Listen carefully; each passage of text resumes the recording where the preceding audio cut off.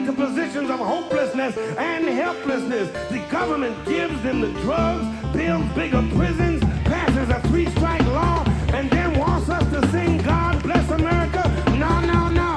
Not God Bless America. God damn America. That's in the Bible for killing innocent people. God damn America for treating us citizens as less than human. God damn America as long as she tries to act like she is God and she is supreme. Okay, hello, greetings, Pat the Bunny-ers, Wingnut Dishwasher Union members, Ghost Mice, shouldn't say that one, what else, what other folk punk references do I have off the head? Andrew Jackson Jihadists? Oh, for a second I thought these were names for our fans. You know, I know, only for this episode. No, these are just bands that have been canceled. Yeah. Okay, got it. Many of them rightly. I'm trying to be folk punk Mark Maron right now is what I'm trying to do. What's up, Ghost Micers? What's up? Against them yourselves? Yeah, that's pretty good. Yeah. Hello, welcome to the show. It's finally happening. The long mythologized PDA episode on folk punk and nothing else is happening. Let's think about it this way. If you hate this thing that I like, I'm doing it once so that I never have to talk about it again on this podcast. I have mentioned my love of folk punk on this show a few times, and it's become, I think, kind of imbued in our lore. And like, people sometimes when I'm on tour, someone came up to me one time and they were like, "Hey Jake, I have a message from my friend they want to tell you," and then they showed me a phone and it was their friend saying, "Please tell Jake that folk punk sucks." So there's enough of this in our universe to where I think it warrants an episode, and I'm so glad to be talking to a few different people today about this. First and foremost, great musician that I saw on a Zoom Anarchist festival that I was on recently. I saw her set and quite enjoyed it, and it happens that she's wrote a great album that is coming out today that has all sorts of themes that overlap with our show. So Evan Greer, welcome to the show. Yeah, thanks for having me on. Yeah, thank you for joining us. So let's talk a little bit about folk punk as a concept, because I know I don't mean to make you representative for the entire thing or anything like that, but I learned a little bit about you and found out that you were in this thing called the Riot Folk Collective. Did I get that right? I always mix it up in my head, Folk Riot or Riot Folk. Yeah, totally. I mean, it's funny, to even think about it, because I totally was, or was among the people that helped make folk punk a thing. And like, I have maybe some regrets. I think there's like a lot of folk punk that maybe doesn't hold up or whatever. But to me, like, what it was really about was like both the traditions of punk and of folk music both had this radical thread running through them, right? And I took sort of a funny roundabout path to punk myself. Like, I got into music in high school. I stole all my dad's old like 60s records, and like the songs that jumped out at me were like the songs about like the Vietnam War or about like the civil rights movement. And it was like, it just kind of blew my mind. I'd never really thought about the fact that you could use songs or music as to like say something other than like I love you or like I miss you or whatever. And I just got like obsessed. And so then I got into like Phil Oakes and Joan Baez and Buffy St. Marie and like that, and that like led, Phil Oakes's Love Me, I'm a Liberal was like what made me realize I wasn't a liberal and opened my mind, and then it was through that I started finding like Anti-Flag and Against Me and Crass and Bikini Kill and Pansy Division and Team Dresch. And, so I found punk rock through folk music in a way, but in the end, I feel like the fundamentals of both genres are kind of the same. It's like you have 3 or 4 chords and you say what you mean. I think folk punk is kind of cool because it sort of embodies that like original value of punk, that like you don't have to be awesome at your instrument. You don't have to like have a super fancy guitar sound system. Like just get a few friends together and like scream about what you're mad about. And you know, the thing that I feel like it like was a problem with folk punk is it like removed that final barrier of like you have to have two friends, and now just like any like white cis dude with an acoustic guitar thinks that they can be a band. No, I'm just kidding. Yeah. But like, you know, but for me, I never had enough friends to have a band, so it was awesome. And yeah, but quickly, that was a digression. But so the Riot Folk Collective was like a group of, you know, mostly anarchist folk musicians that came together in like the early 2000s and tried to create kind of an alternative to the record label model. So we didn't have a record label, but we collectivized some of the income from our music and used it to put out releases. And this was like way before Spotify. So we were basically like, we used archive.org as the back end for our website. And like, that's where we hosted all the like WAV files because we didn't have enough like hosting capacity to do it. And we were just like throwing stuff up there for free and then letting people donate. And, you know, it sort of did help kind of spearhead this like alternative model of how artists could try to support each other collectively. And yeah, it was super cool. And lots of those folks are still out there making music. Ryan Harvey, Brenna Sahatchian, Adam Rowland. So the riotfolk.org website has been deceased for a number of years, but all that stuff is still out there kind of in the ether, which is, I guess, a cool thing about the internet. Yeah, I saw that the riotfolk.org website is a Japanese dating site. As of, Yeah, I think we, you know, it is very folk punk, I guess, that like we ran out of money and like didn't pay to get the domain renewed at some point, and so now, yeah. Yeah, I mean, there's something so natural and yet so unnatural about the fusion of folk and punk. Like, I think the first time I encountered it, part of me was like, how'd this happen? And then part of me was like, of course, because these two things are so intuitive. They're very intuitive to me. Like, I didn't go out of my way to really adopt values that would be considered attributable to these things in the way that some people often, you know, will put on whatever as like a costume or an affectation or whatever. This is just how I think. And like as a comic, I don't really operate in a purely like careerist way, and I think it makes me like an anomaly in my industry. But it's very much like all this stuff. Like, yeah, why would you don't need a record label? Just print your own damn thing, you know. Sleep on a fucking bench outside the show if that's the only way you're gonna get to the next town or whatever. It's weird. There's like kind of a common thread ethically between all this stuff that relates to even like how you make it as the artist, where it's very much for just the sake of what you're saying rather than the fitting into the paradigm of like, I'm gonna be a famous pop star or whatever.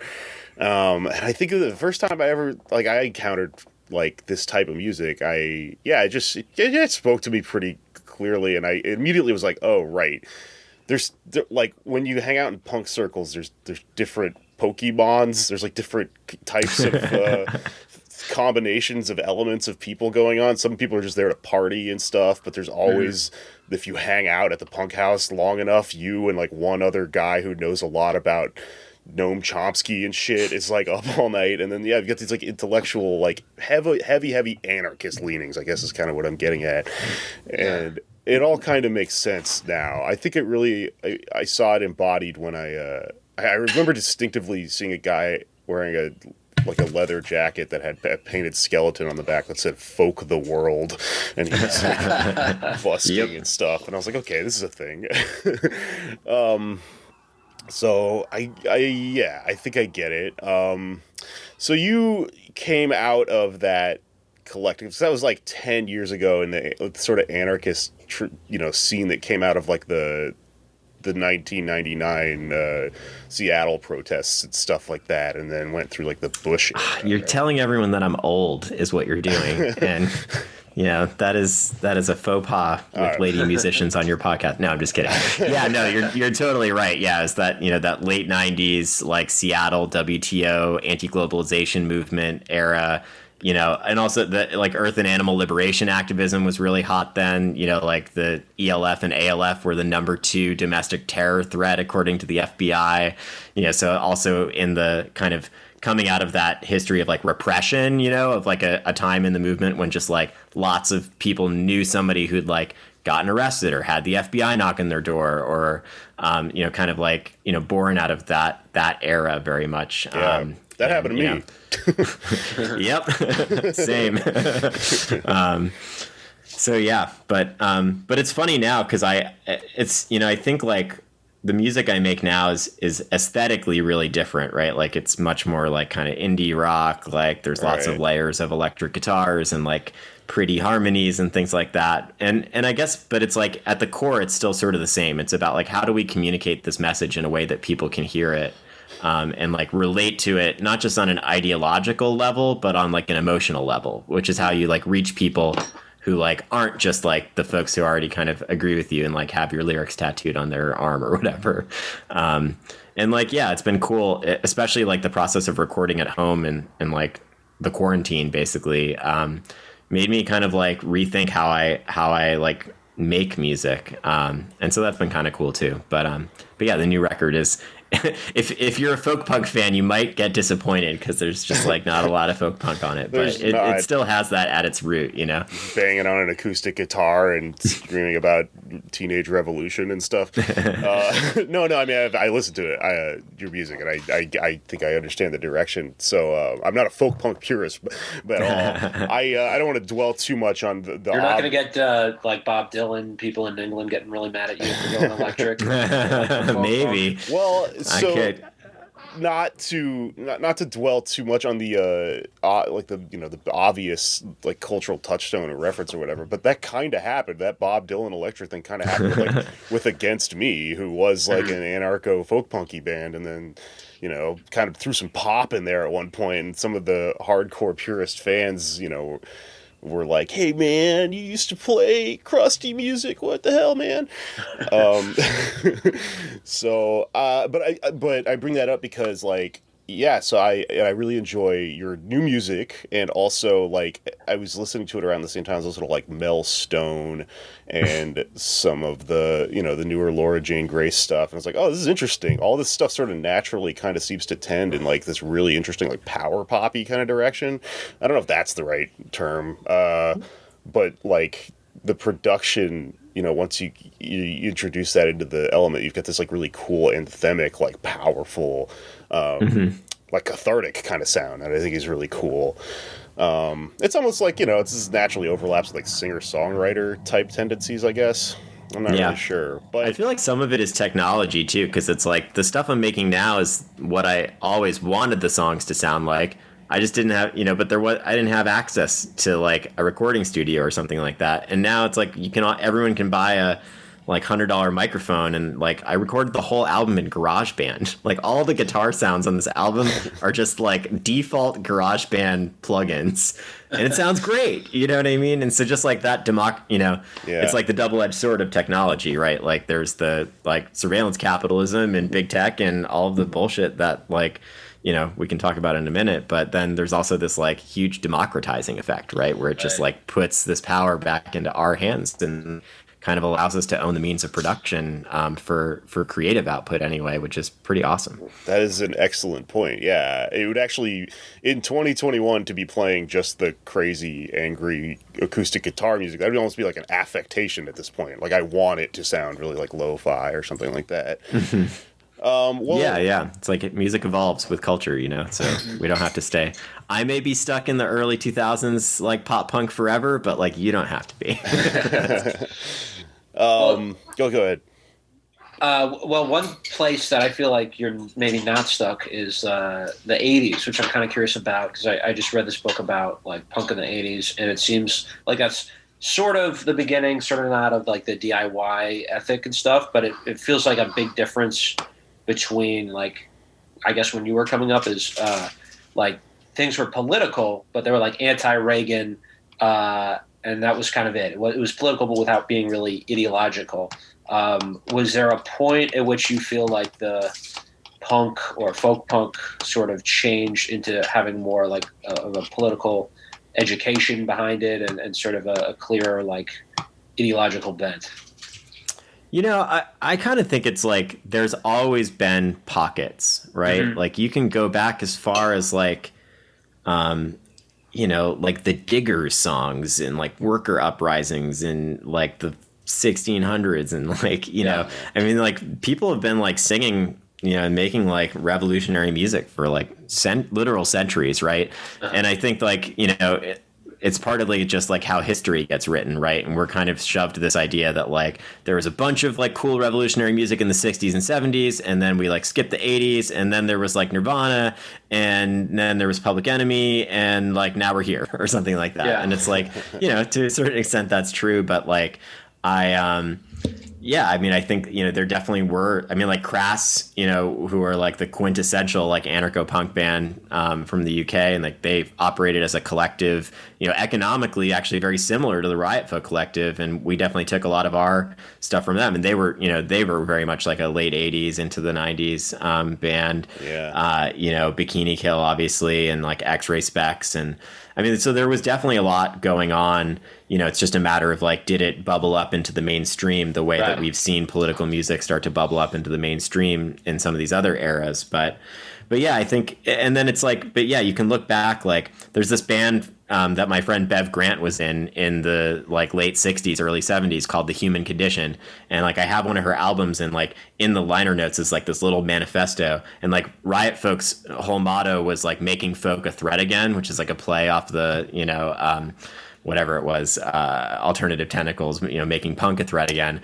And they have this like whole like manifesto in their album that's like why this album is a threat to the system or whatever. And, you know, like this is decades ago, and so it's cool to see that like, you know, there's always been this current of like radical musicians who are going beyond just like singing about the war or like singing about like a specific like bad politician or whatever, and like are trying to use their music to get at the more systemic issues or push for more radical or revolutionary or structural change. And like we tend to find each other, you know, and so, you know, but if you're looking back at history, you might not like just see that unless you know, kind of can figure out where to dig, I guess is what I'd say. That makes sense. I remember reading at one point, like, kind of a basic observation about, mainstream, normal, bougie, like, culture, and, like, where, I was reading about poetry in college, just taking a poetry class, and this professor explained, like, you know, the reason this all came about, the reason, like, kind of these bougie, you know, rich people that, like, were all poets in the early Romantic era and stuff like that is because first you had the oral tradition. Like the reason things rhyme in meter is because in order to tell these stories, you'd pass them around by memorizing them, and then like they're able to put them into print. So it makes sense that there's a staggered effect where even after there's an established like mainstream, like, okay, you're allowed to print things, you've still got information you're not really allowed to put into mainstream culture, which is like revolutionary ideas and stuff like that. So it's still things that we have to pass around through mediums like, you know, like we're not literally going around chanting at each other to tell an epic poem about a revolution or something, but we make music, right?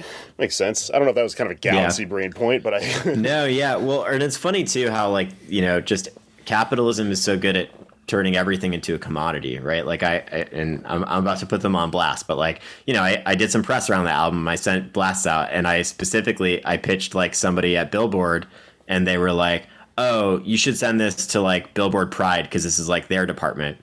And I was like, oh, so because I'm a trans artist, like, you know, it just immediately is like, this has to be there. And it's like, that's, you know, I mean, that's the genre of music. Right. You know, and it's like, you know, sure, like some of the songs are about being trans or about the, you know, LGBT issues, and like it would be fine for them to cover it. But just like the way that like capitalism just sort of like divides up and everything is about kind of like branding and marketing. And it's like, oh, like, you know, how can we spin this as like queer pop punk or like this or that? And so even the way it can commodify our identities. Right. And like, so I don't know. I think that touches on what you said, just in terms of like the impact that has on like how we see ourselves or how we view the art that we create.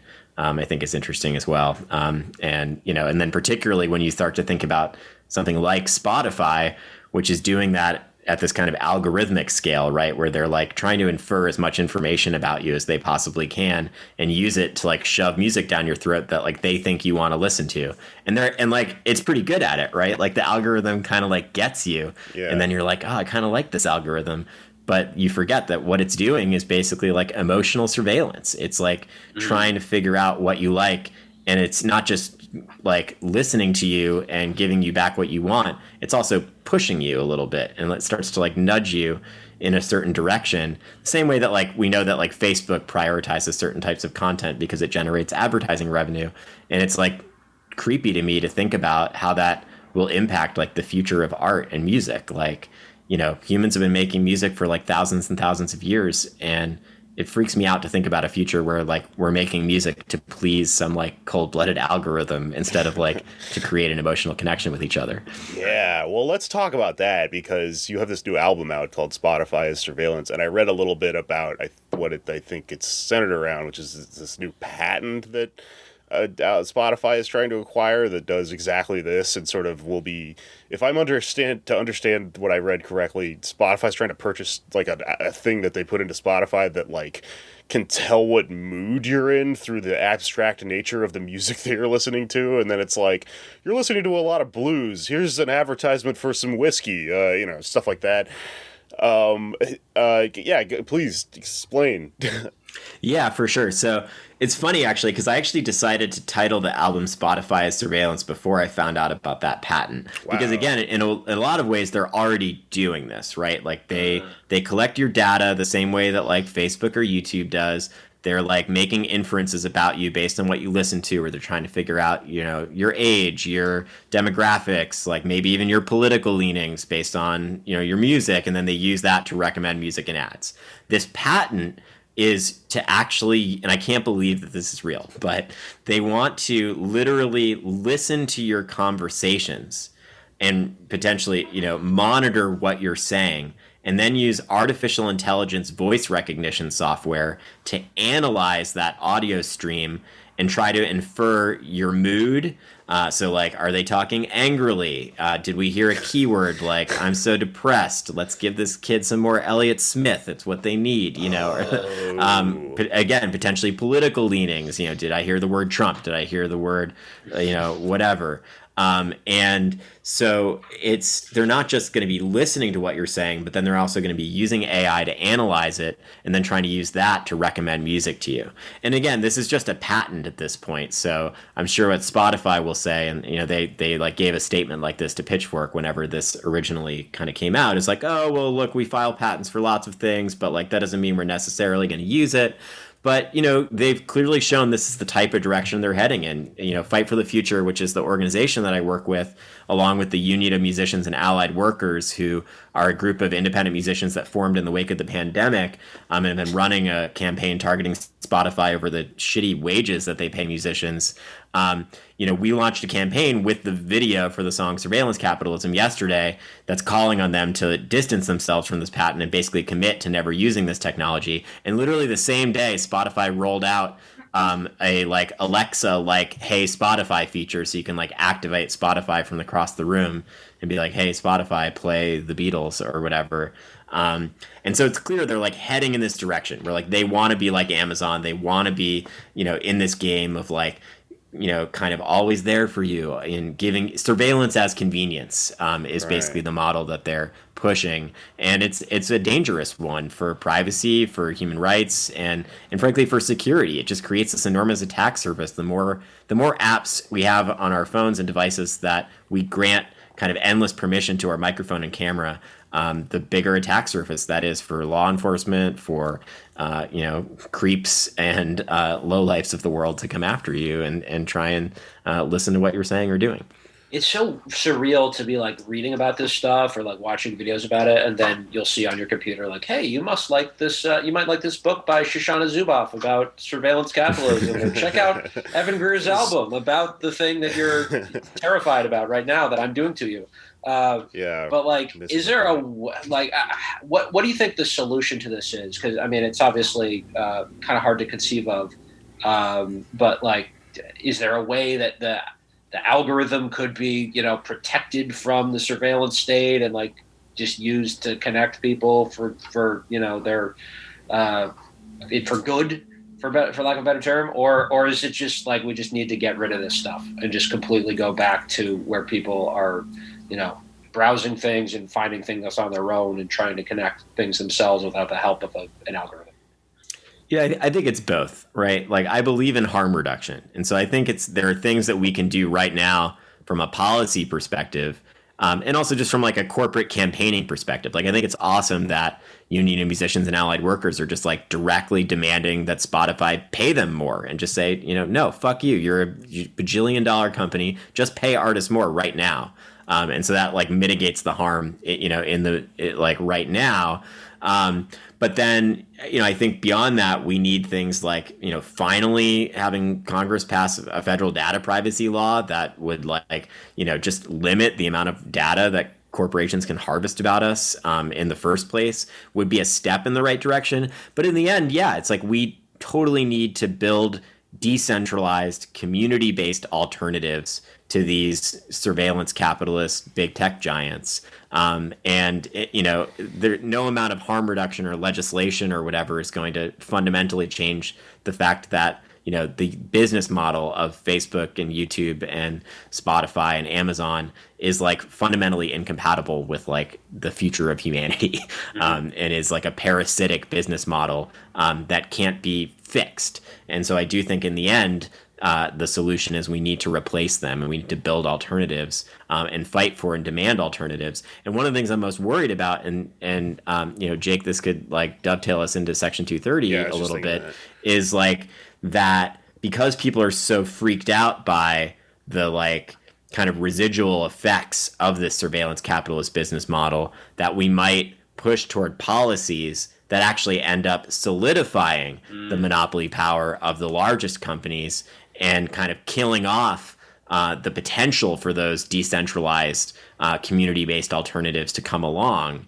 And basically that is what I see as potentially happening, that like I think one of the most likely scenarios coming out of this kind of like back and forth in Congress about big tech and disinformation and democracy and blah blah blah is that we get some like creepy legislation deal that's like brokered by Facebook basically, so that Congress can say, look, we did something about big tech. It's like regulations that Facebook can figure out how to comply with. They don't care if it means that they censor a bunch of folks on the left or, like end up impacting the human rights of folks like sex workers or others that have been disproportionately harmed by previous changes to internet legislation.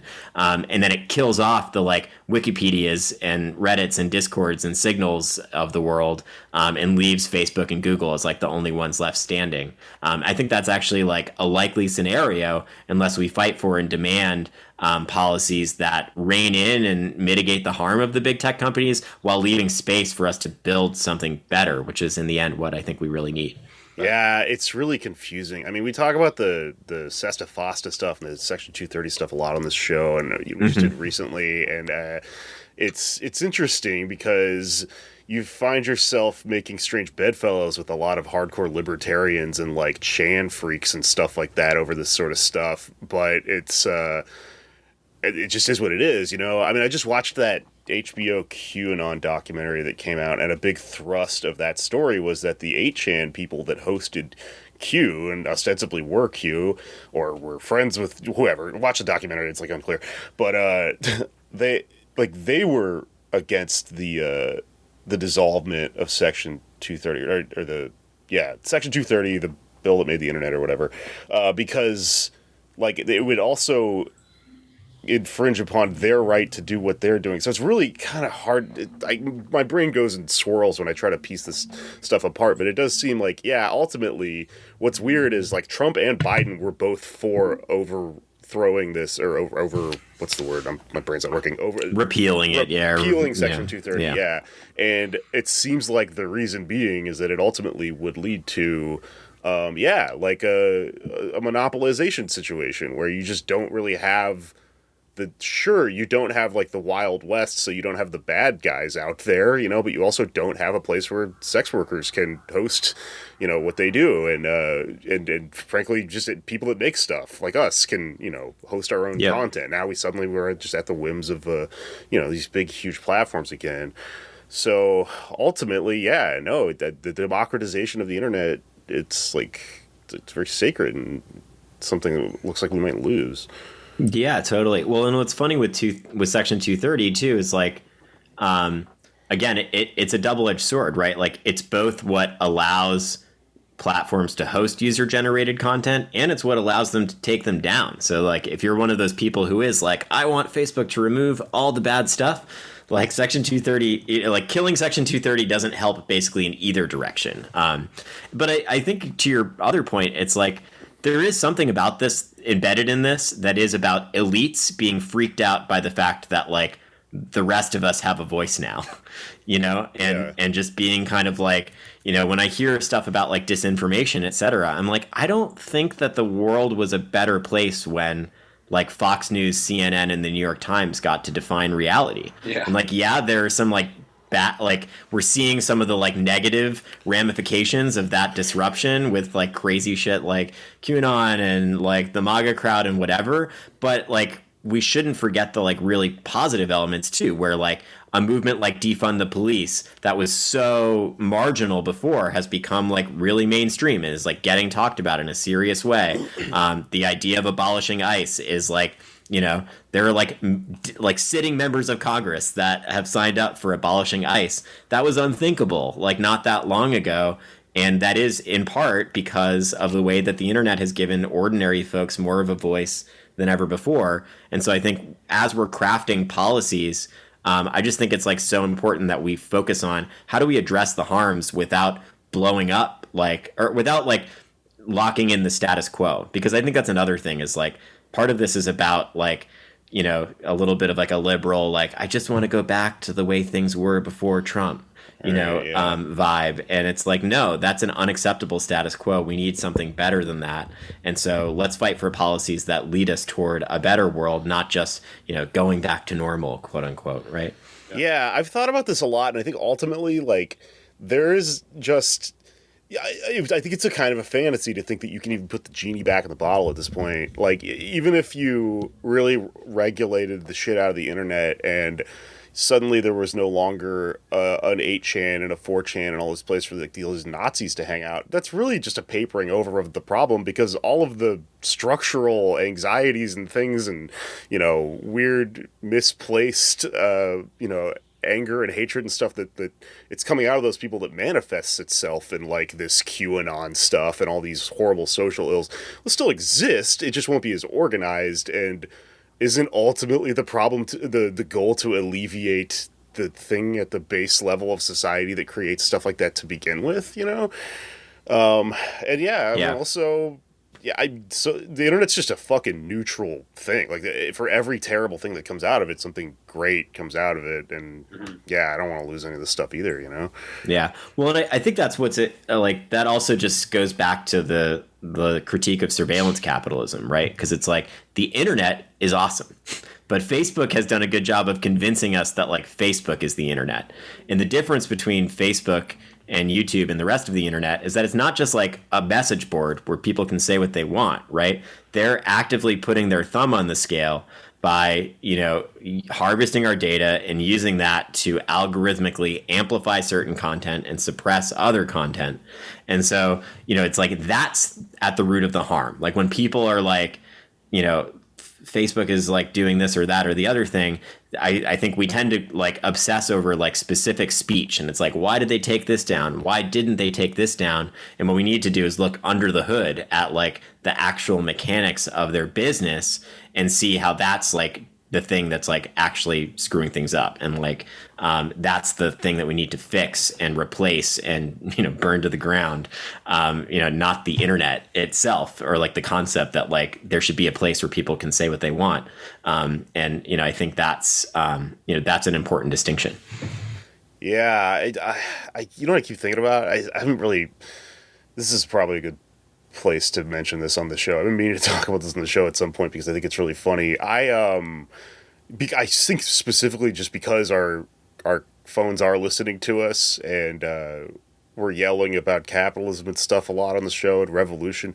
I don't know what's going on, but my Facebook has been advertising to me for the last like 6 months to a year just this really eclectic, strange mix of like bulletproof vests and like Lisa Frank kitten shirts and stuff. I don't know. want a Lisa Frank bulletproof vest. It's inevitable. Where do I get one of those? Yeah, like stuff like that keeps popping up, and I'm like, and it really ramped up right up leading to January 6th, and I was like, why does Facebook think I'm one of these people? Probably because I talk about them a lot, and it can't differentiate between positively and negatively talking about something.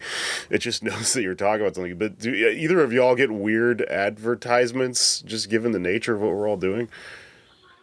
Yeah, I mean, I know there are like there is like gear out there specifically for like anti-fascist protesters. I remember like one point I had a friend who like bought some things like, yeah, this is specially made for this. I ordered it for like $200, like a black Kevlar vest, but it's only for left-wing stuff.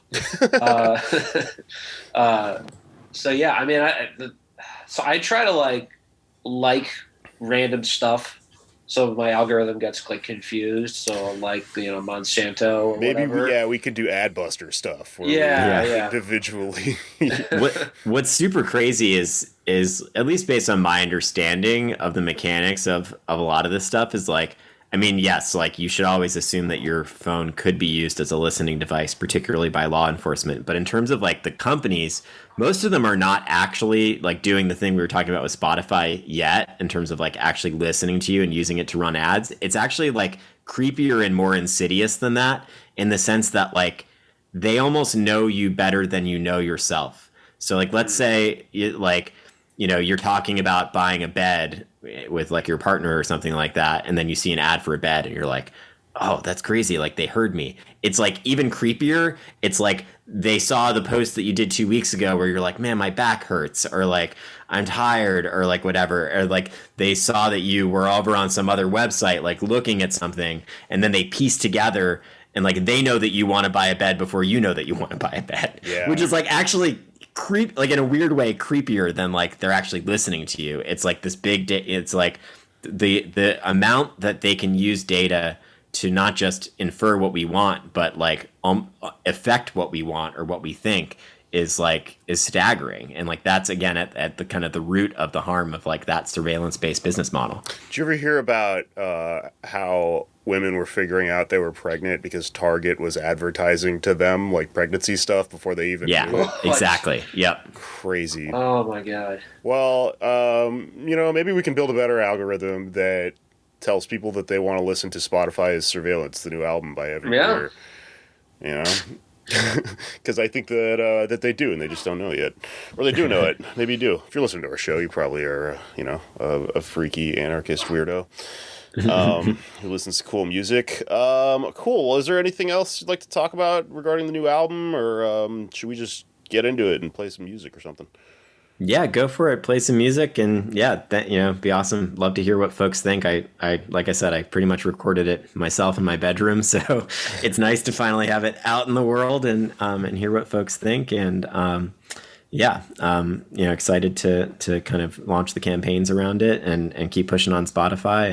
And yeah, thanks for having me on and chatting with me about it. Where can our listeners find you and listen to the album and everything? Yeah, I mean, find me on Twitter at Evan_Greer.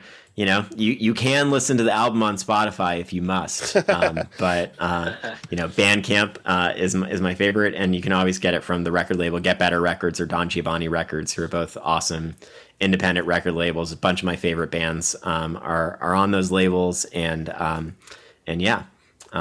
big shout out to Michael Flowers, who made the video for Surveillance Capitalism, which is super awesome. Definitely check that out as well. And that's the one that we're using to push that stopspotifysurveillance.org petition to Spotify. So you can go there to take action as well. Cool. All right. Well, how about we swing into that song then, eh? Cool. All right. Thank you very much. Thank you. Thanks, y'all. Yeah. Appreciate it. Take care. We live in capitalism. Its power seems inescapable. So did the divine right of kings.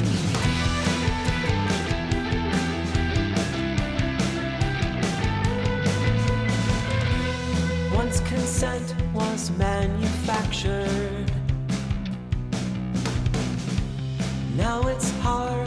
adjusted for clicks. Algorithms make decisions. Filter bubbles make us sick. We're all connected to machines. Hate every second, but we just can't look away. We all wanna be seen, but behind the screen, there's a nightmare dressed up as a dream.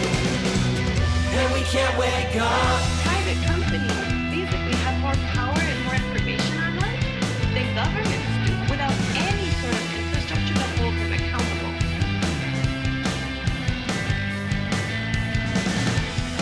Every thought, every emotion. How do you sustain a business model in which users don't pay for your service?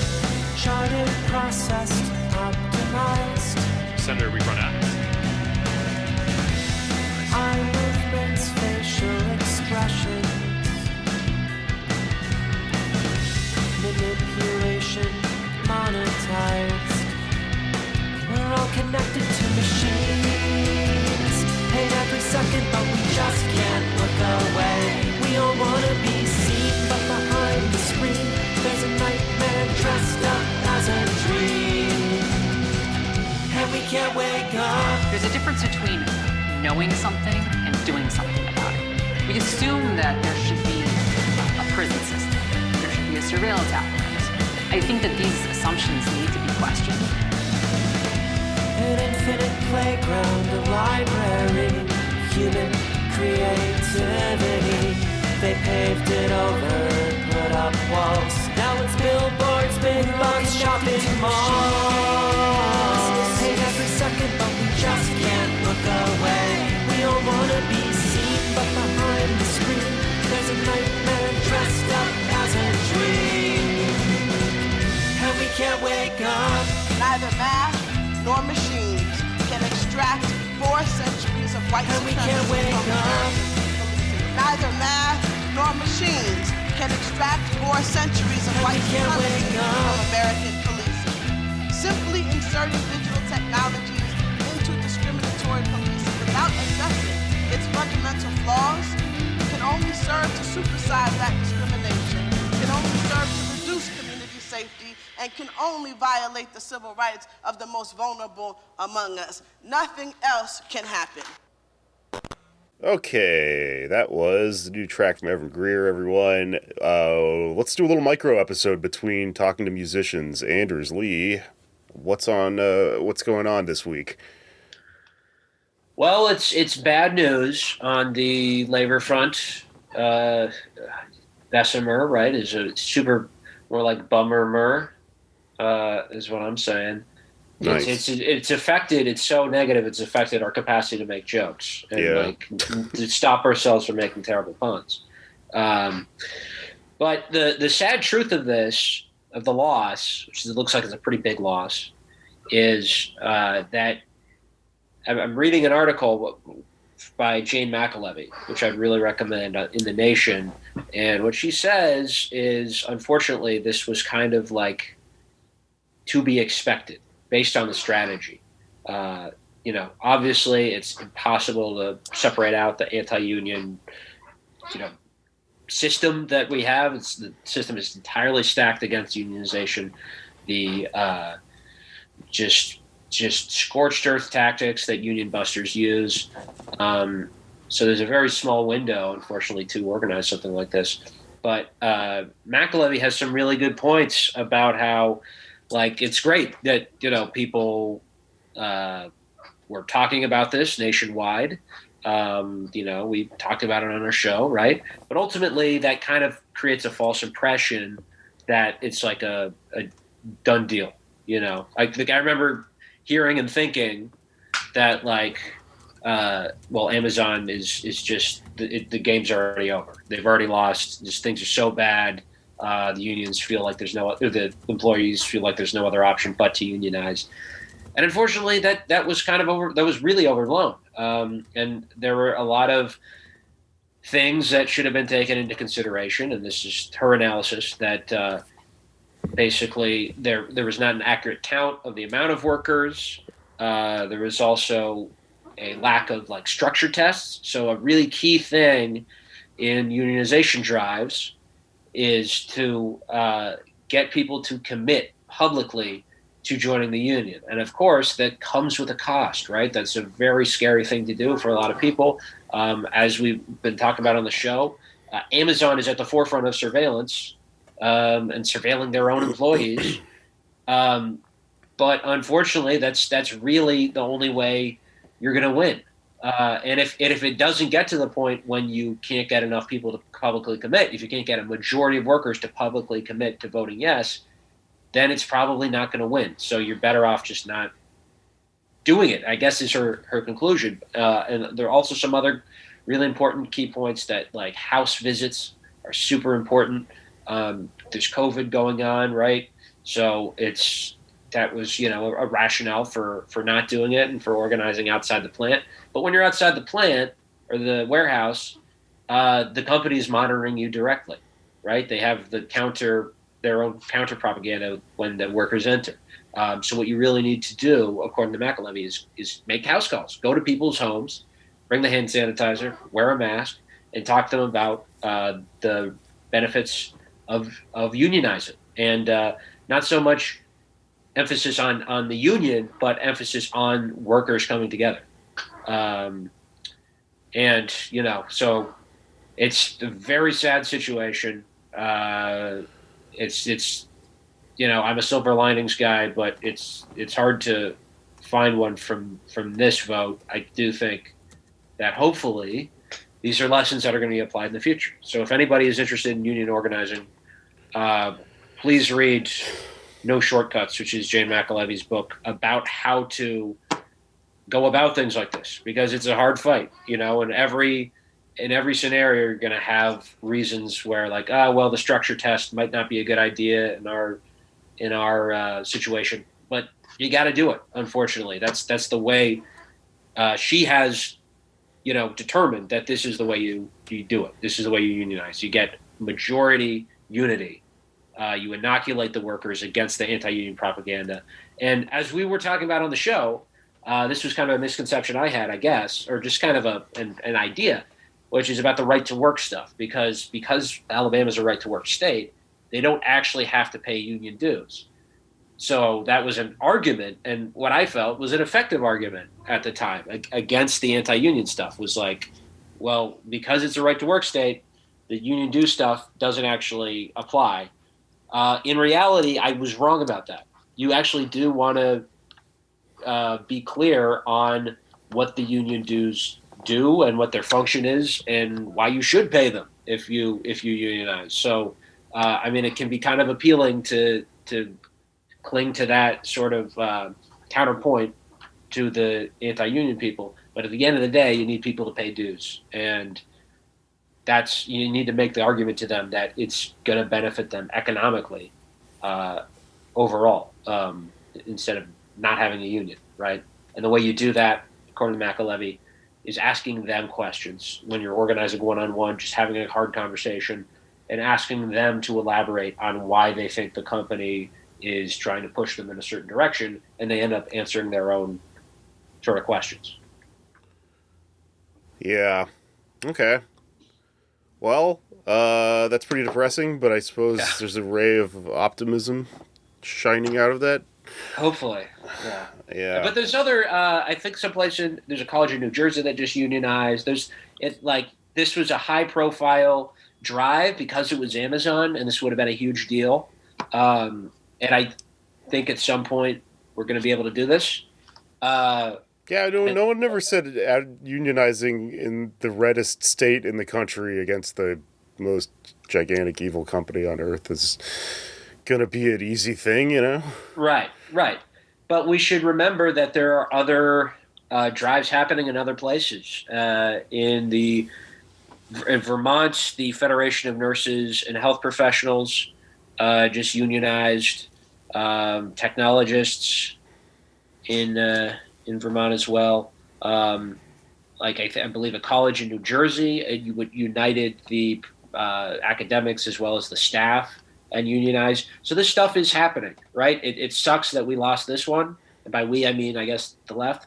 But There's a lot of good work happening out there, and eventually, I do think this is doable.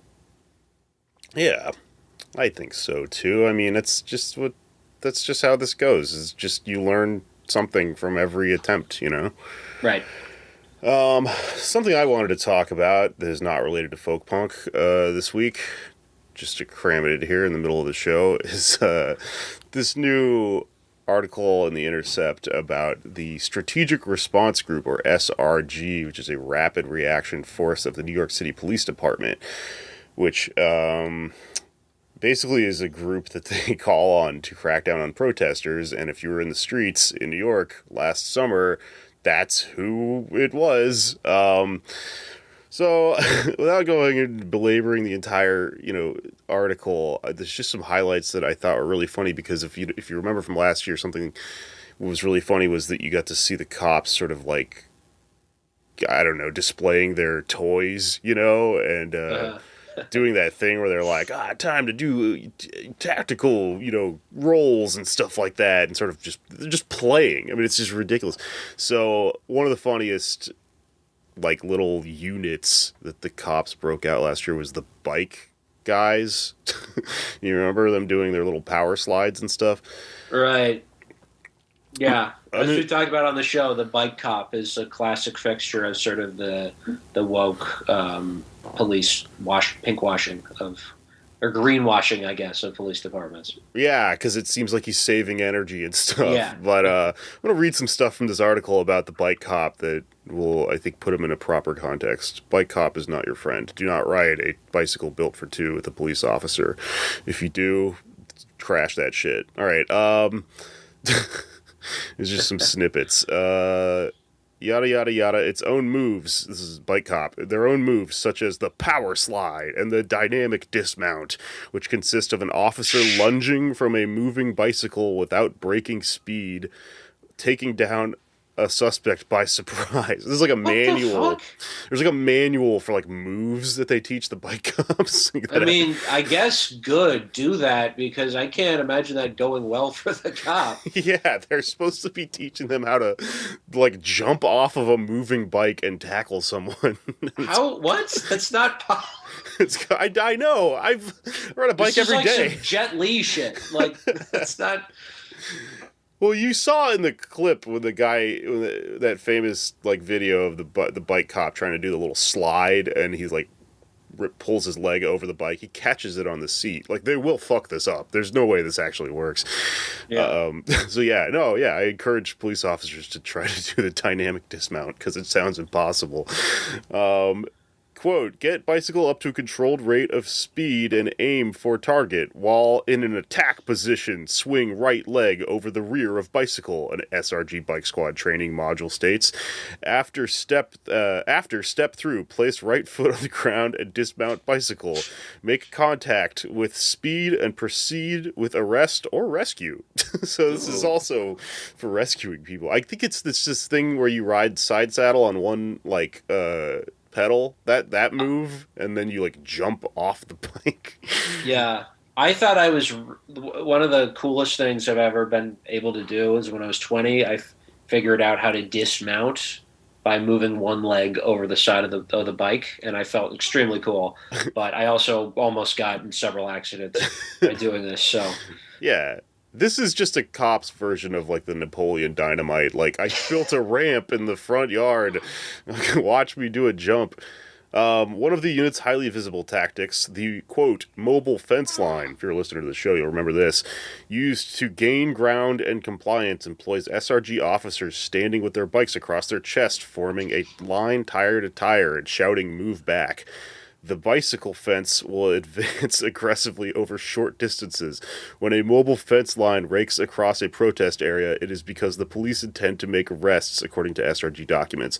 One way this happens is with a maneuver called a BLAM. B-L-A-M, capital letters, acronym, BLAM. This is the best fucking part. In the, quote, bike lane arrest maneuver, aka the BLAM, officers are instructed by the SRG documents to shout, blam, blam, blam, as they advance. Oh my God. Like they're rugby players or something. The document outlines the procedure for scooping people right down to the clinch hold used to restrain them in emergency situations. Clinch maneuver is control of subject's head by clinching your hands and arms behind the head of such subject and bringing head against your chest, the Blam training module states, adding a warning, all capital letters. Do not chokehold. Do not block airway. Fucking, like, 6 months and some change ago, close to a year ago, I guess, but fairly recently, this is the instruction manual of the people that we were dealing with in the streets. Jesus Christ. Yeah, they just need some way to deal with just enthusiasm, the over-enthusiasm that so many cops have. Like, I remember watching a video, this is like 5 or 6 years ago, but there was an arrest, there's like a pool party. Kids having a pool party, and the police get called for some reason, I guess noise or something, and he comes in and just starts like throwing these like preteen girls on the ground and handcuffing them over like nothing, and because they're like screaming at him, and then this one cop, for no apparent reason, just does a somersault, just like on the grass, and it was like this literally reminds me of like being 8 years old and having just watched an action movie, and you just need to get your excitement out. Like they're just over hormoned out, roided out, over caffeinated freaks. Over caffeinated. That's an interesting take I've never heard before. We gotta keep cops love their donuts, and they probably get coffee with their donuts. That's true. I mean, it's fucking so funny. It's just like baby stuff. It's just like, look at me, I've got a new trick. I can do a wheelie, Yeah. All right, well, so that's your update on the Bessemer situation and the bike cops. Let's get back to folk punk. I have a guest who is not really entirely fit into the folk punk genre, but as I am discovering, as I talk to more and more musicians, I don't think that's a thing many people self-identify as. I think it's one of those things that just exists. But anyway, super secret guest coming up next. If you are a follower of me on Twitter, you will recognize this person immediately. Enjoy. Ooh, rock me, guesty. Oh, rock me. All right. Okay, I am now joined by my next door neighbor, Mason. Welcome to the show. Hey, thank you, Jake. Thanks for being here. So, if anyone follows me on Twitter and has seen me tweeting about this ongoing thing where my next door neighbor plays the song Wagon Wheel, I just decided to go ahead and finally just talk to the guy and find him and have him on the show to complete this saga in my life. The Wagon Wheel saga. So I have to tell you, I guess, my side of all of this, which is, I've talked before about how I live in this punk loft warehouse situation thing above a factory, and people that live here make music and stuff, and we make podcasts in my room and or in my space, and it's not uncommon for there to be loud noises and stuff all the time. But the pandemic was really interesting because usually we're not all home at the same time, and so and I was splitting time between my girlfriend's place and this place, and I was actually working a lot because I was splitting all this time, so I was kind of stressed out, and so I was dealing with it by joking about the fact that I would overhear the song Wagon Wheel that you were playing Constantly. But the thing that's so funny about it is that I love that song. It's a good song. I'm in fact, I like so much of the music that you play. I know all the songs. You were one time I was oh, that's Journey to the End of East Bay. That's the fucking Rancid song. Yeah. And even some of the alt country and stuff.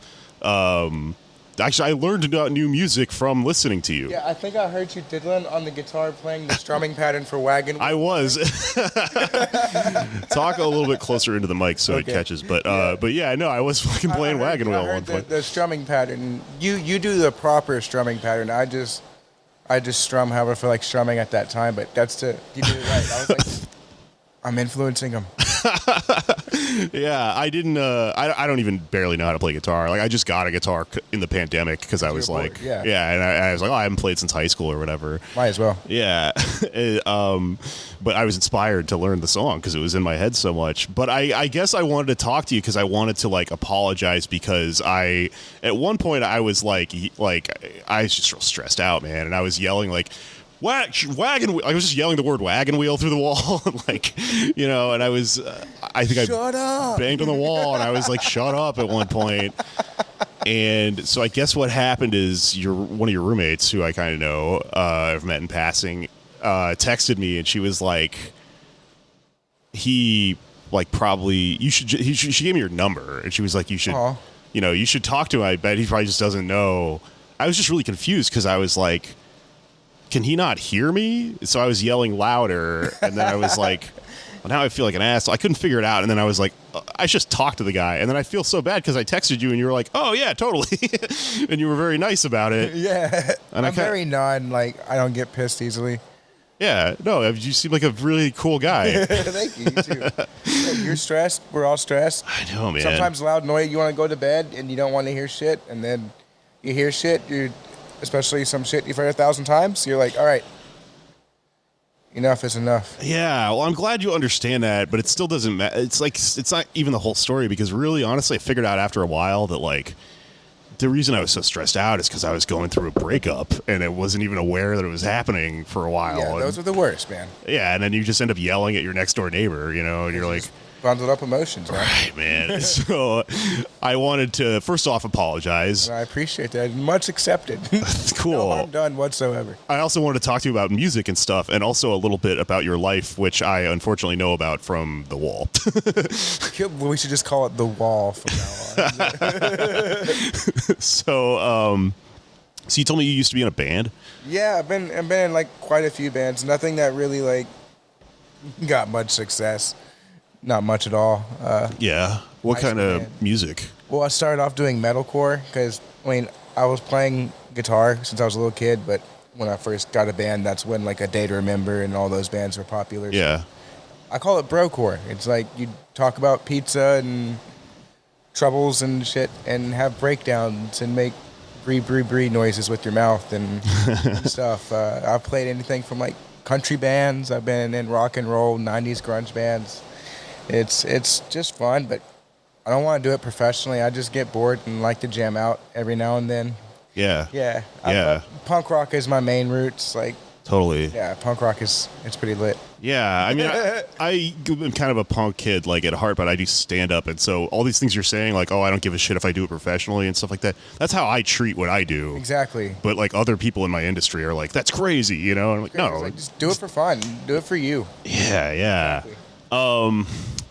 So we're both from Houston, it turns out. Yes, sir. I have some friends down there that I'm curious if you've ever crossed paths with, because they're involved in, like, it doesn't sound like you're, like, directly involved with folk punk entirely, but, like, may have, done a show with certain people. Like, do you know, like, Days and Days? Yes. I don't know them, but I know a guy who works with, and I like them. My friend Nick Zachariah does stuff with them sometimes.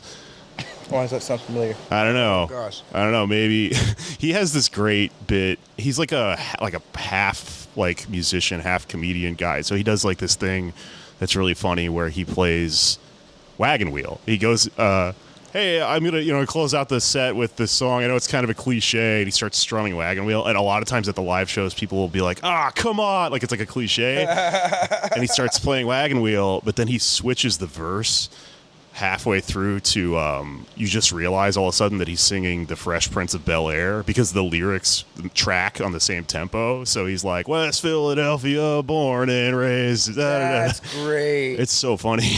Does he have a little bit of twang? West Philadelphia, born and raised. Yeah, he sounds like us. He sounds like a Garbage Pail Kid or whatever. Cool. Yeah, when did you start playing music? 12, 11, 13-ish. I saw the movie School of Rock. Okay. He says that sounds like my favorite movie of all time. I will fight anyone who says otherwise. It's great. It's a masterpiece. And that showed me that little kids could rock out too, and I was like, that's really cool. So I begged and begged and begged for like half a year till Christmas time to get a guitar. My mom got me a Fender Squier, and it was over. I just discovered the band Rise Against, and it was done. Crazy. It was done. My first guitar was a Fender Squier. Everyone's, I think, should be. Black and white Fender Squier, came with a little amp. Amazing. Yeah. And I used to know one of the guys in Rise Against. He used to date my friend Ruby. Which one, Chris? What was that guy's name? I don't know. That was my friend Ruby's person she was dating. Zach? Is that his name? Blair. That might have been him, yeah. Bald feller. Yeah, I think so. Yeah. Small world. Yeah, Rise Against is my all-time. That's my supreme. Yeah. All that like anthemic, street angsty, punk, revolutionist punk rock. That's my jam. Yeah. That's my jam for sure, man.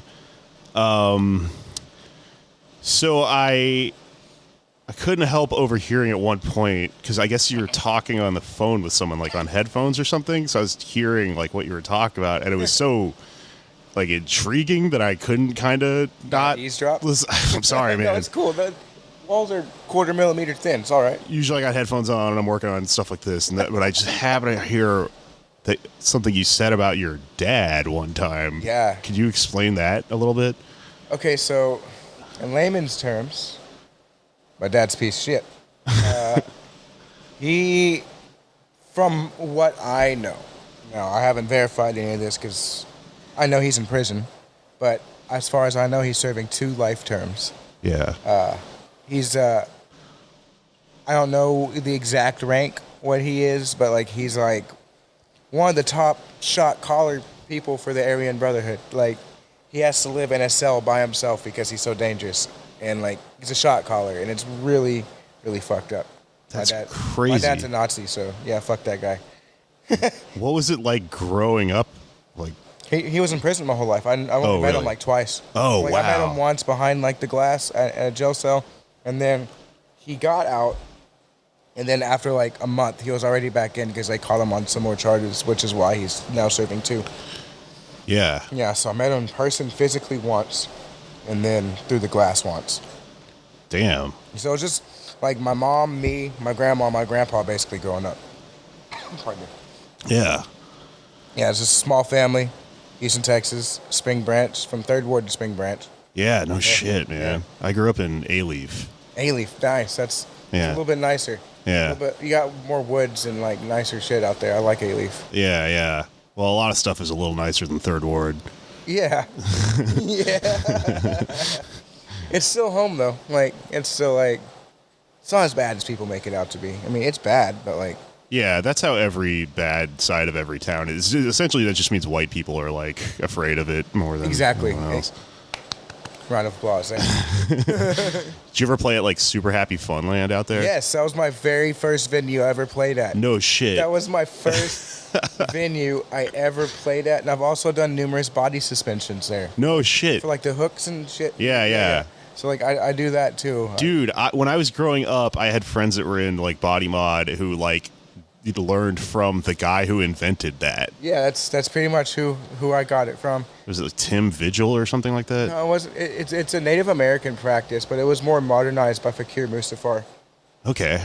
He's pretty much the godfather of the modern body modification movement. Him and his partner Jim Ward were the guys who started it all for us, basically. Not Jim Ward from Sparta.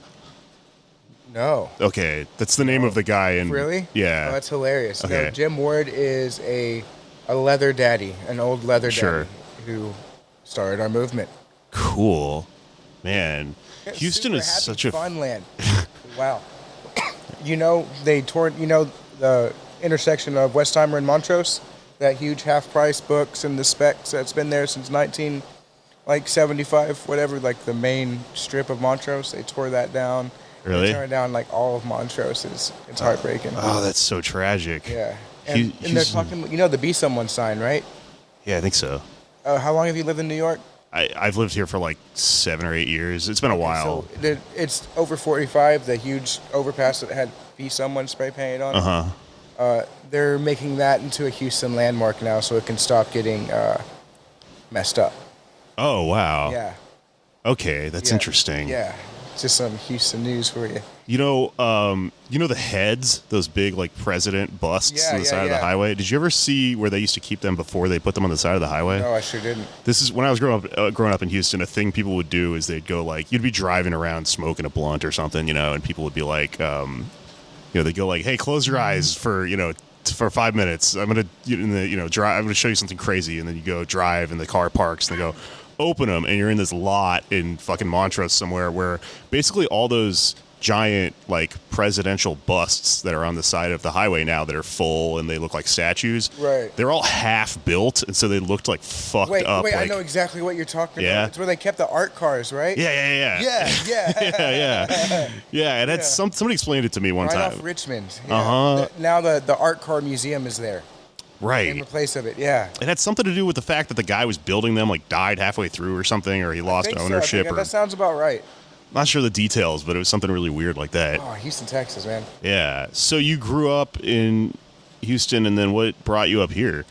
So I've been a piercer off and on for almost 11 years, and Really? yeah, so it's been like that and cutting hair have been like my only jobs. That's all I know. Yeah. Other than like security at Target, like that place. No offense, Target. No offense, Target. No offense to Target. No, I'm saying offense to Target. Offense to Target, yes. That's my own personal take. Yeah, for real. Yeah. My manager called me white trash my first day there, so I decided I was going to plot revenge like my whole 6 years working there. Yeah. I did. I didn't do anything heinous. Don't take that crazy, but I did not like her. She was a mean lady. There's nothing wrong with being white trash. No, I'm high class white trash, baby. Pinky up. I'm my dad's Mexican, but my mom is white trash specifically, that type of white. That's great. That's what I tell people. If you know anything about Spring Branch, you know it's just about the most Mexican neighborhood in Houston, so Yeah.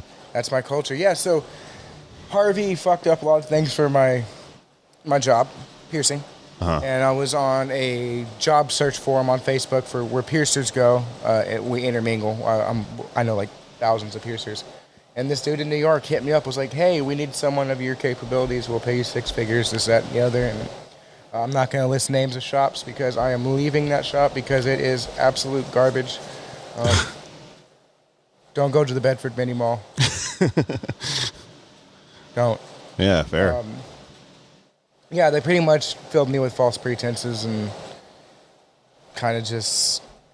I'm a nice guy, so I'm loyal. So like I stuck with it for a long time, but now I'm at my wit's end, and now my family needs my help. So it's like the perfect opportunity to go back to Texas and work at a really, really nice studio. Which, if all goes well, I'm going to be working at Shaman Body Modifications in Dallas. So, Cool. Yeah. Okay, right on. I'm excited. Yeah. Yeah, good for you. I mean, that makes sense. You got to be careful. Like when you work like in, I think that type of work, like, cutting hair, doing tattoos, bartending, that sort of stuff. I mean, there's not a lot of regulation. You have to be like really careful and like know people, and know who to trust and stuff like that. Bartending was so fun, though. I do miss that. I was like non-official bartender, but I would help out every now and then at my friend's bar, and that was so fun. Yeah. Cool. I used to do that shit a lot. I used to work as a bartender, but I also did what you're talking about. Where'd you tend bar? You know this place called NJ's? No. It's just a white trash honky tonk bar. The same 4 bartenders have been there since the 80s. The Cool. same 10 people have been going there since 1904. It's just... That's down in Houston? Mm-hmm. Cool. It's off right by Northwest Mall. Cool. Off like Mangum and 290. Right on. So you're not like promoting or playing music in a band or recording or anything. You're just fucking. Sometimes when I go back to Houston, I'll jam out with some old like friends and stuff. But I got too much work to worry about nowadays. Like I work 6 days a week. Yeah. Almost 80 hours a week sometimes, and that consumes my life. Whenever I'm at home, I just kind of want to play like Monster Hunter and solve my cubes. Yeah. I'm sure you hear random clacking sounds all hours of the night. That's me, like. Yeah, no, I'm doing the same thing. I mean, at one point, I was like, we're watching the same TV shows. Really? Like, I think we both watched Cobra Kai and The Mandalorian around the same time. We did, yeah. That was such a god. Both of those shows were so good. I know, man. Cobra Kai was incredible. I'm so ready for season 4. Me too, man. Oh. That like the The part where they had an all-out brawl in the high school was one of the funniest things. I completely agree with those teachers for backing out. If I saw like 80 kids doing martial arts on each other, nope, absolutely not. But the turnaround in season 3, like the good turnaround that we all wanted to see. Yeah. With Homeboy and Homeboy and Homeboy and Homeboy, that was such a positive. That was so cool. Like, because I didn't want to hate that guy as much as I did, but I hated him. But then I was like, okay, cool, redemption. You're not. Yeah. No, it feels good. I mean, it's like us, except you didn't hate me. I just was mad at you. But, so I'm the asshole. I'm the Cobra Kai guy in this situation or something. I think Ralph Macchio is honestly the asshole. He kind of is, isn't he? He's kind of a douche now. Yeah. But I mean, like, what's his name? Zach. What's the Johnny? Johnny. Yeah, Johnny, that's the main guy. Sweet I like Johnny. Johnny Cage. I don't know why I wanted to think Johnny Cage, but he's still kind of like an 80s jockey douche, but he's a better person, I feel like, than Ralph Macchio is in terms of character. Like, yeah, I feel like he has more to offer. Yeah. This guy's just kind of an arrogant little car salesman. I know. Well, he's not like his character. He's the bougie little rich guy in this situation, you know. That's why actually Johnny's like a little bit cooler because he's a little bit cooler. He's like working class, you know. He's a burnout like us. That's right. Drop out for life. Yeah. So, what kind of music do you like? Like, where is your head at right now? Because when I notice when you play, like, you kind of do this like eclectic. What is it called in music terms? Where you do like a collage or a medley? Like you kind of move through like genre to genre. What is that fucking song that you play? I swear to God, I learned about this from listening to you, and I was like, I had it in my head. It's the guy going, I'm not the devil you think that I am. That's Cody Jinks. Cody Jinks, that's right. Yeah. Yeah, so you're playing like him and then like Rancid and then Wagon Wheel, which is like ostensibly like a folk song, but it's also like punk guys play it. He could play that. I've played that song the way a classic rock song is played. I've played it on a fiddle. I like to genre-lize my music depending on my mood. If I'm feeling a little bit honky-tonk, whiskey drunk, I'm going to play some country music. Yeah. If I'm feeling anxious and pissed, I'm going to church it up a bit.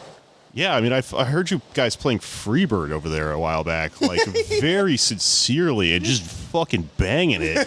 Yeah. It was great.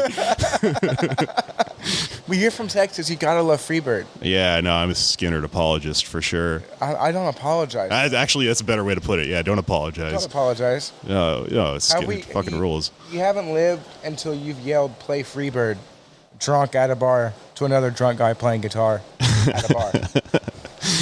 I was on this tour a couple years ago with my friend Mishka, who plays music also, and so he's the musician and I'm the comic, and we tour like that, and I would yell "Play Freebird" at him and as a joke. That's funny. And then the joke came to a culmination at the end of the tour when we were exhausted and we were playing music off of a Siri, and I figured out that something that made me laugh a lot was to go, "Hey Siri, play Freebird," like to yell it at Siri.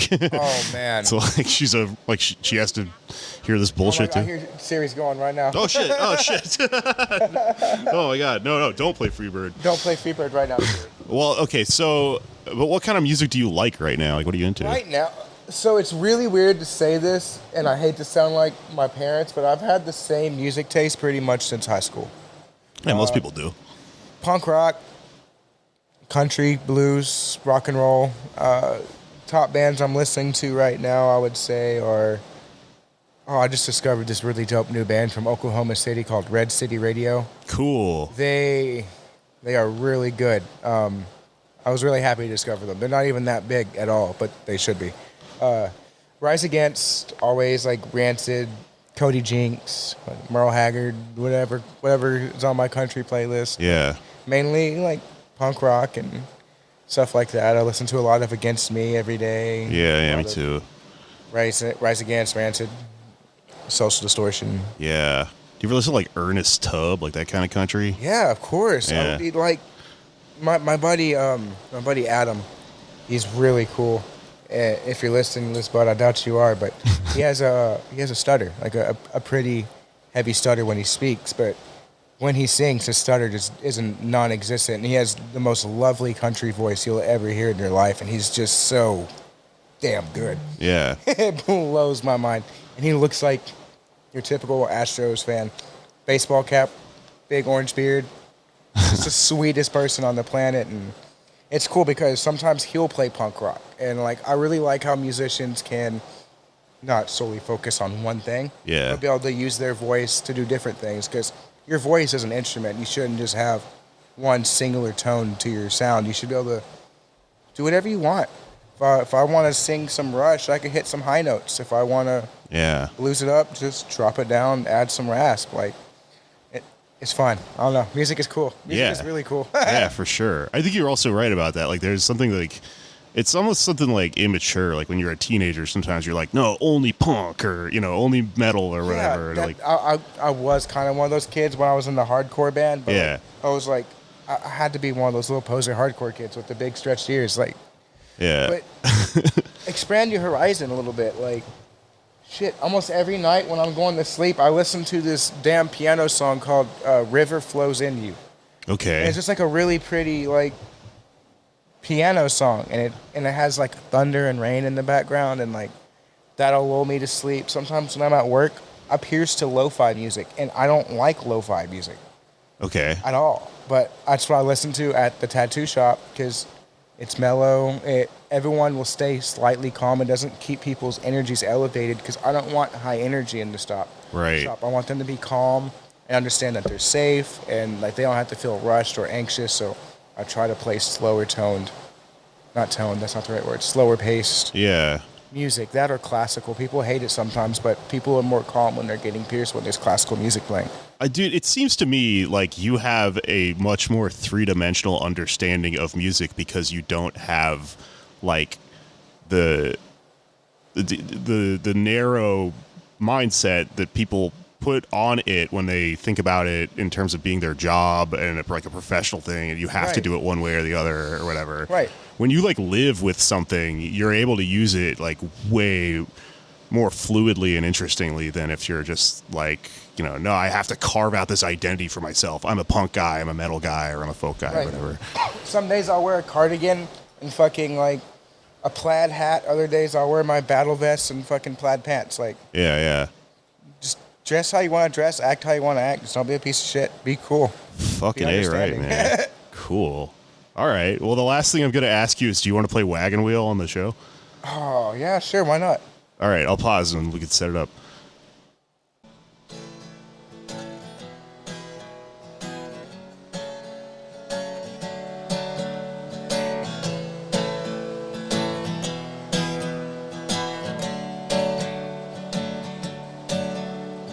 Headed down south to the land of the pines. I'm thumbing my way in the North Carolina.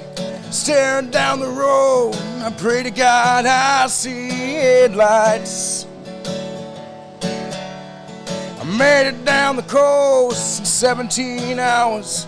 I'm picking me a bouquet of dogwood flowers, and I'm a hoping for Riley so I can see my baby tonight.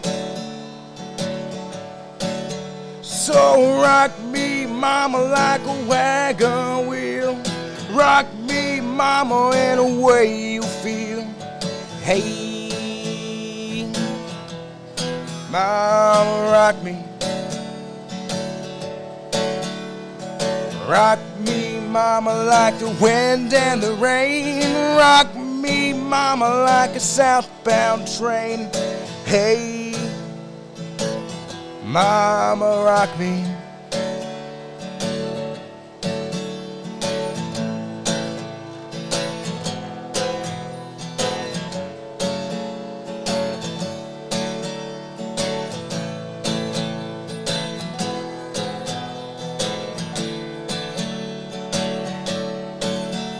Oh, running from the cold down to New England.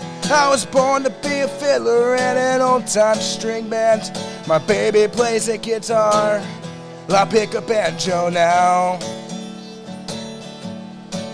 Oh, North Country winners keep on getting me now. I lost my money playing poker, so I had to up and leave. But I ain't turning back to living that old life no more. So rock me, mama, like a wagon wheel. Rock me, mama, in a way you feel. Hey, hey, mama, rock me. Rock me, mama, like the wind and the rain. Rock me, mama, like a southbound train. Hey, mama, rock me.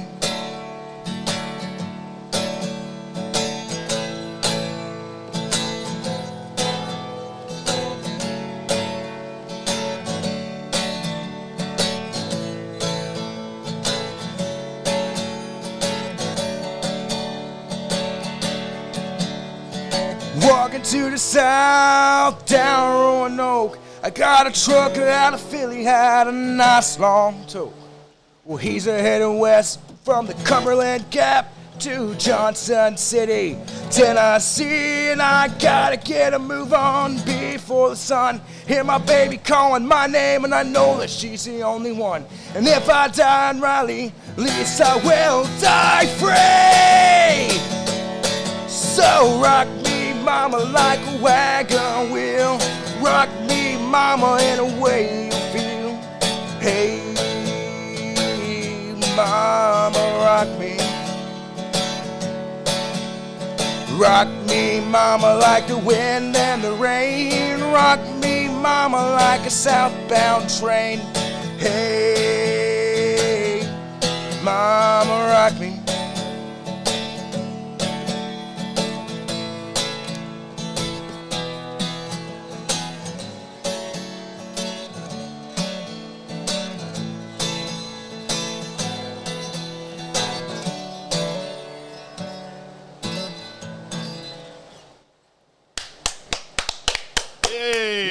Oh my God! Thank you so much. Thank you. That was fun. Ruled, man. Thank you, dude. I love that thing where you sped it up right there at the end and the whatever. Had to punk it up just a little bit. Yeah. Cool. Thank Well, you, man. Mason, thank you so much, man. Hey, thank you, Jake. This was a pleasure. This was fun. Yeah, and please play music to your heart's content all the time. I enjoy hearing it. Thank you very much. You know, I'll see you in Texas someday, I'm sure. Hell yeah! Come down and get your ears pierced. Yeah, maybe I Your will. nipples or something. Yeah.